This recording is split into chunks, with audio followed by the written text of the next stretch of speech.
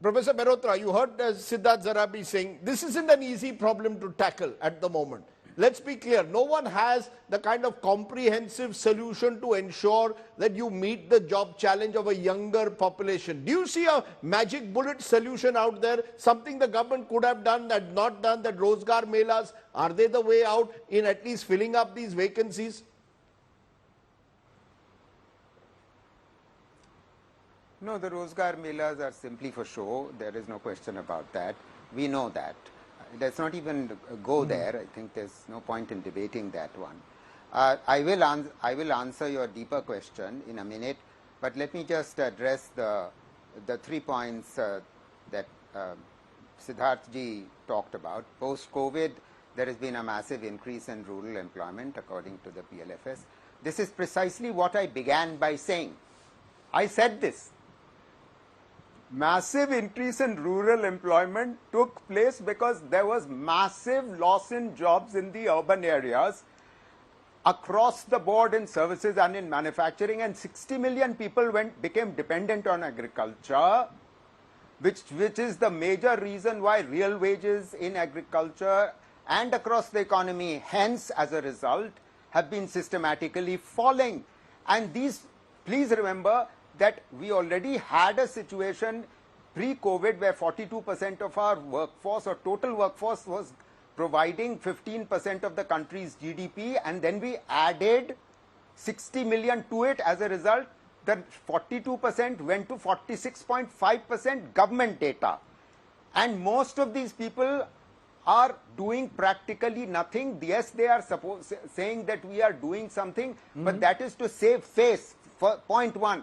Point two, female workers have joined in rural areas. They are tilling land and so on, and this is unpaid family labor. Unpaid family labor is recorded by PLFS, and that's what is showing up in the increase of so-called employment. Surjit Bhalla and Chris Subramaniam are saying the same thing. Point two, government cannot be burdened. If government cannot be burdened, then why is it that 45 to 50% of total public expenditure in the now industrialized countries is accounted for by government, and only the rest is accounted for by the private sector? We have to grow our health and education sectors. That's why the government expenditure needs to increase.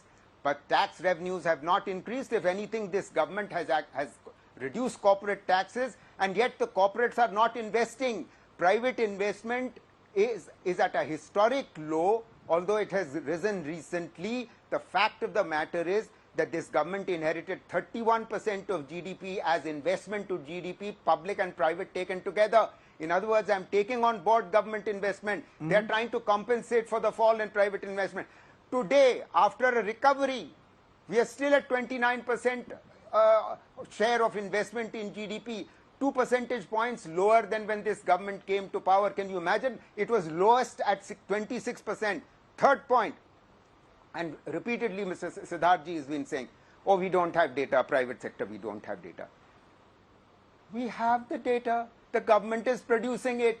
The government's PLFS has for 50 years been covering the private sector, organized as well as unorganized, rural as well as urban, and that's what I'm citing. So this rubbish what that is the put silver, out that we don't have the data, I mean, Professor, what is the silver bullet? It's not as if we don't have data. There are different interpretations of data. It depends on where you get your data from. My point is, correct. Do you concede that right. this is a very big, this is a major challenge? No, there is no silver bullet out there.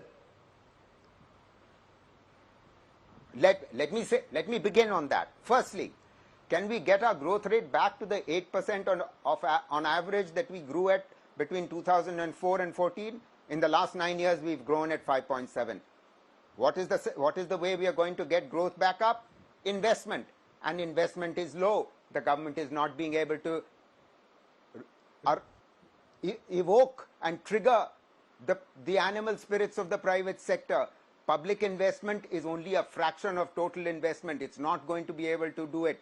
Thirdly, if you want serious job creation in the non-farm sector, tourism, yes, is good thing. Services have already been creating a lot of jobs, but we need to develop our manufacturing sector. In the last 30 years, there has been no government which has provided us with a manufacturing strategy. Make in India was not a manufacturing strategy. Performance-linked incentive scheme is not a manufacturing strategy. It is just picking winners for 14 sectors, of which only 3 or 4, 5 or 6 have taken off. If we have to focus, as Salman rightly pointed out, have to focus on the MSMEs. The MSMEs have suffered very severely. The size of debt that is to be extended or loans to be extended to the MSME sector has to be increased. But, you know, let's just remember that if the banks of our country, which are the ones which are supposed to lend to the MSME sector, are not going to lend to the MSME sector, but to continue to lend to cronies, we will have write-off of loans. India's #1 political reporter. Defines what seems to be happening, vendetta politics. कोई दूध के से धुला हुआ नहीं है. Unmatched eye, unmatched experience. The world has changed. My black hair has become grey as well. And with unmatched passion for the story. Do not monopolize the conversation. When it's 100% news that matters. It's News Today with Rajdeep Sardesai. Monday to Friday, 9 p.m. Only on India Today TV.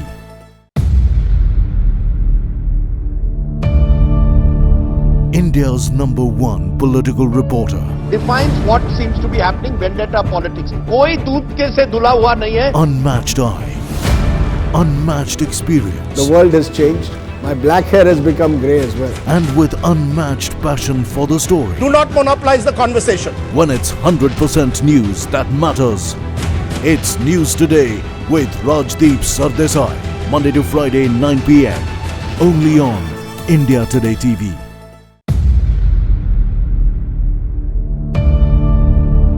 India's #1 political reporter. Defines what seems to be happening, vendetta politics. कोई दूध के से धुला हुआ नहीं है. Unmatched eye, unmatched experience. The world has changed. My black hair has become grey as well. And with unmatched passion for the story. Do not monopolize the conversation. When it's 100% news that matters. It's News Today with Rajdeep Sardesai. Monday to Friday, 9 p.m. Only on India Today TV.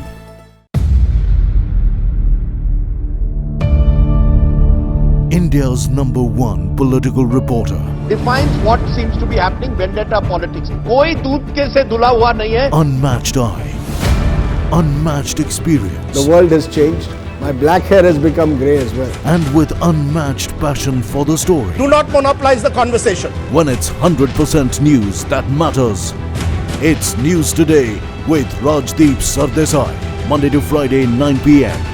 Only on India Today TV.